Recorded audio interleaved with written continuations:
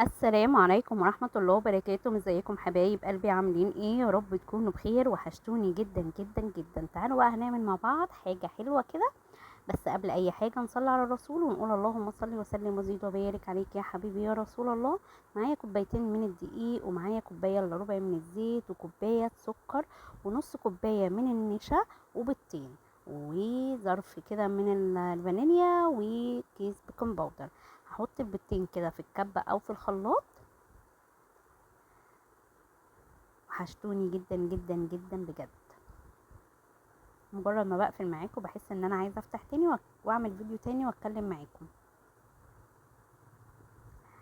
اول ما هنزل بالبيض كده في الكبه، هنزل على طول بمعلقه الفانيليا او كيس الفانيليا كله، وهحط عليه كوبايه من السكر، وهحط عليه كوبايه الا ربع من الزيت.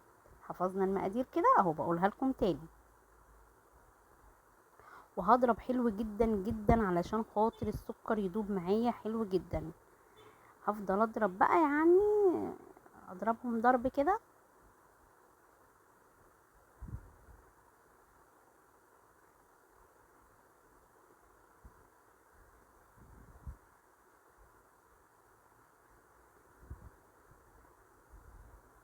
هحط نص كوباية من النشا على الكوبايتين من الدقيق. الكوباية اللي انا بعاير بيها اي حاجة هي اللي انا بعاير بيها بقية المقادير.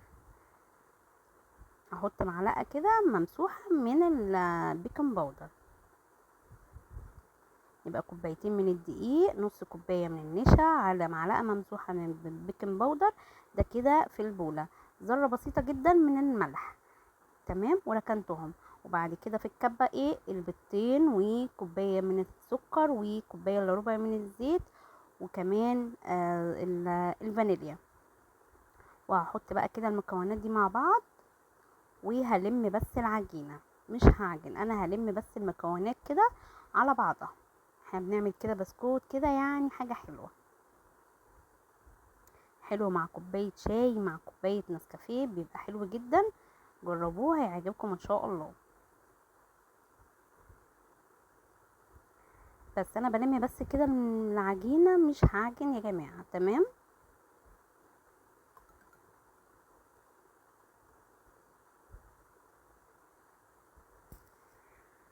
استنوا بقى كده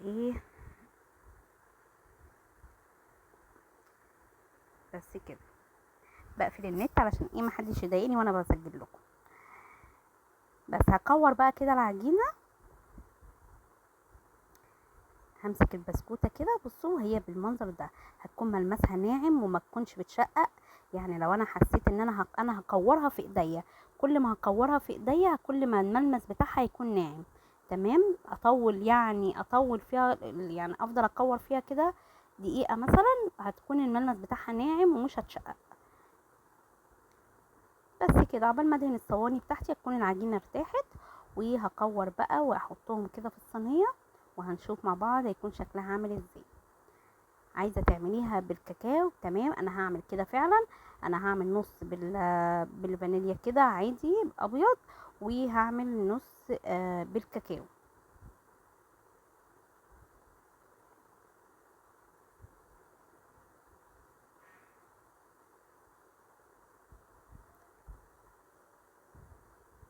بصوا بقى، كورتها كده. هجيب بقى ال- البصامه مثلا، او هعمل بشوكه، او هعمل بغطا ازازه، ايا كان. المهم عايزه تسيبيها ساده كده وتدوقي طعمها. المهم الطعم يا جماعه. بس برضو العين بتاكل قبل البق. انا هجرب بالبصامه كده. بصراحه شكلها مش عاجبني.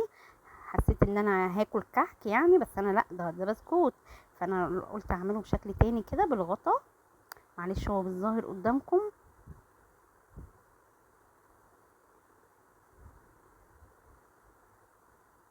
اهي. بصوا بعملها كده سهله وشكلها حلو يعني، مش وحش. تمام. بس كده. هدخلها بقى على الفرن على طول. ما فيهاش خميره، ما فيهاش اي حاجه. فهروح مدخلها على الفرن على طول. ممكن كل ما تصغري الكوره نفسها، كل ما هيبقى شكل البسكوتة احلى.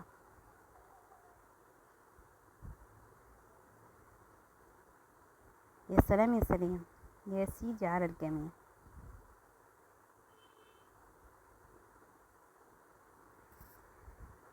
اللهم صل وسلم وزد وبارك عليك يا حبيبي يا رسول الله. لايك وشير وسبسكرايب للقناه، بجد كومنت منكم بجد بيفرحني وبيسعدني. الكرة دي بقى انا هعملها ايه؟ هعملها بالكاكاو،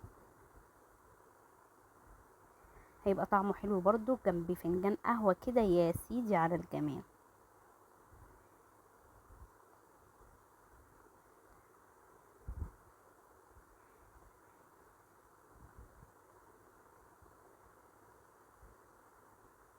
بس حطيت لها معلقة من الزيت كده علشان ايه؟ تبقى لينة معايا بالمنظر ده.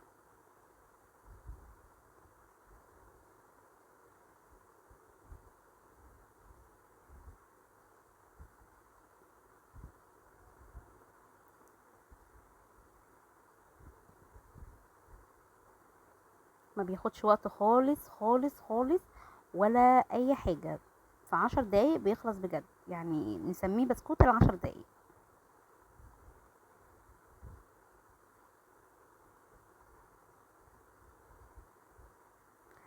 بصوا طلعته، بصوا مجرد ما الارضية بس تاخد لون كده بالمنظر ده، ما استناش ان الوش ياخد لون، بيبقى خلاص استوى معايا، يبقى الارضية هي اللي تستوي ويبقى معايا حلو جدا. يا رب يكون الفيديو عجبكم يا رب، ويبقى عند حسن ظنكم. بس كده هرصهم بقى كده بالمنظر ده.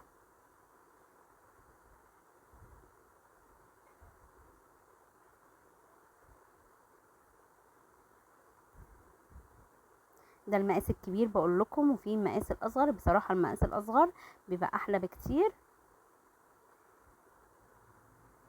يا سيدي على الجميع.